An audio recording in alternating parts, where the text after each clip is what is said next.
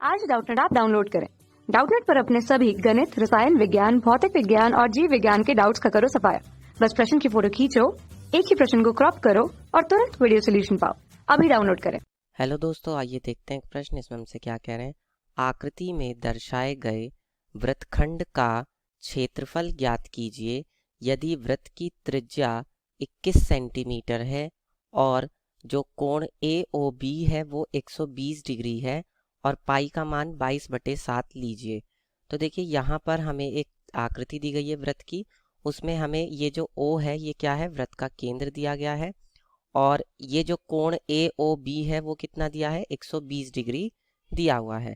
अब यहाँ पर मुझे वृत्तखंड का क्षेत्रफल निकालना है।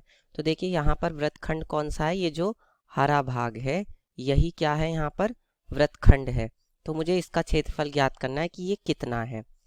अब देखिए इसका क्या तरीका है, इसको हम कैसे ज्ञात करेंगे, ये हमारे दिमाग में कैसे आएगा। देखिए ये जो त्रिज्यखंड बन रहा है यहाँ से, कौन सा त्रिज्यखंड बन रहा है, OAB। तो जरा ध्यान से देखिए, OA और B कुछ इस तरह की आकृति बन रही होगी। ध्यान से देखिए OAB इस तरह से।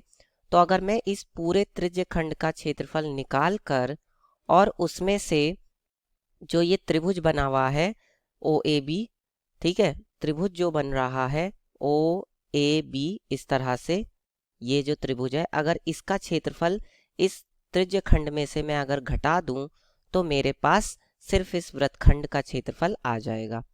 अब देखिए त्रिज्यखंड के क्षेत्रफल का तो हमारे पास सूत्र होता है, तो त्रिज्यखंड का क्या क्षेत्रफल होता है, पहले तो मैं आपको वो बता देता हूँ। त्रिज्यखंड का क्षेत्रफल, तो इसका सूत्र होता है πr² थीटा बटे में 360 डिग्री। और ये जो थीटा है ये इन्होंने हमें यहाँ पर 120 डिग्री दिया हुआ है। लेकिन ये जो त्रिभुज है, इस त्रिभुज का क्षेत्रफल कैसे निकलेगा।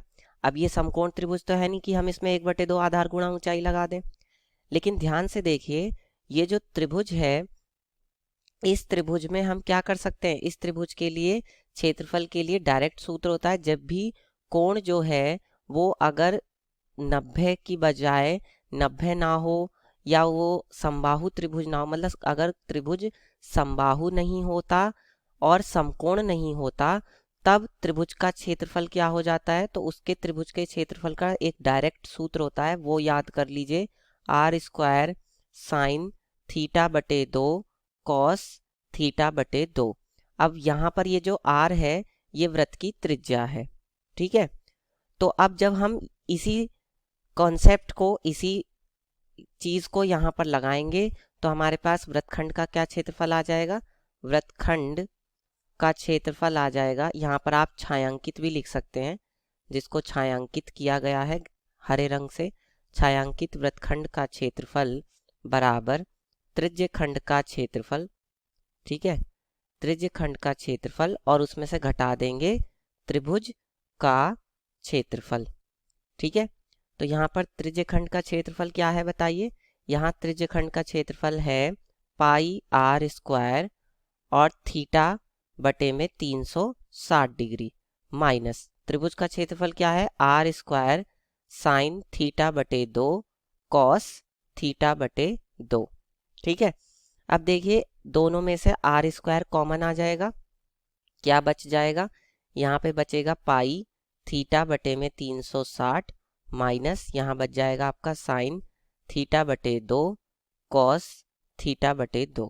अब चूंकि आपको यहाँ पर थीटा कितना दिया हुआ है, थीटा आपको यहाँ पर 120 डिग्री दिया हुआ है, तो यहाँ पर हम लिख देंगे थीटा बराबर 120 डिग्री।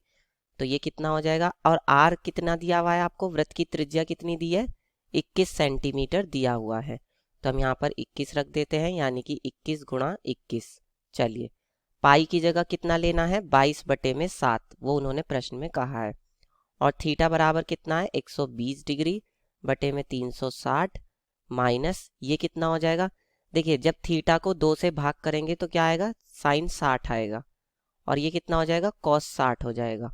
चलिए इसके बाद कितना आएगा, ये 21 गुणा 21 और ये कितना हो जाएगा, देखिए 12 तिया 36, तो यानी कि 1/3 आ जाएगा, तो 22/7 तिया 21 हो जाएगा ये, ठीक है, माइनस साइन 60 का मान कितना होता है, √3/2, और कॉस 60 का मान कितना होता है, 1/2।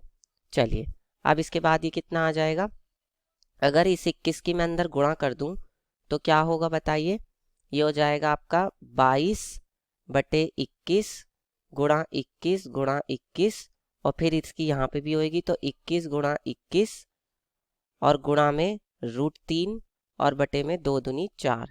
ठीक है, तो देखिए यहाँ पर क्या होगा, 21 से 21 कट जाएगा तो ये आ जाएगा आपका 22 गुणा 21, ठीक है, माइनस 21 गुणा 21 गुणा √3 और बटे में क्या है, 4 है, तो वो 4 में एलसीएम ले लेता हूँ तो यहाँ पर 4 की गुणा हो जाएगी और बटे में 4 आ जाएगा। ठीक है, अब इसके बाद ये कितना आ जाएगा बताइए, 21 का वर्ग कितना होता है।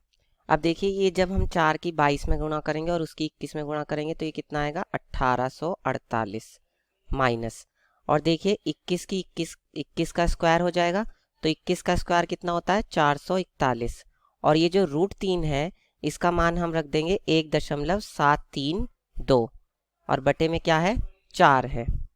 देखिए अब ये कितना आ जाएगा, ये आपका बराबर आ जाएगा 1848, और इसमें से क्या घटेगा, इन दोनों की जब गुणा करेंगे तो ये आएगा आपका 763.812, और इसको हमें भाग देना है 4 से, तो ये कितना आ जाएगा, अब देखिए 1848 में से 763 घटाएंगे तो ये कितना आएगा, 1084.188, और इसको हमें भाग देना है 4 से, तो ये 4 से भाग देने पर ये आपका आ जाएगा 271.047, ठीक है, सेंटीमीटर स्क्वायर। ये आपका क्षेत्रफल होगा उस वृत्तखंड का। ठीक है, तो इस तरह से हम हल करके बता देंगे, ये वृत्तखंड का क्षेत्रफल हो जाएगा, ये आपका आंसर होगा।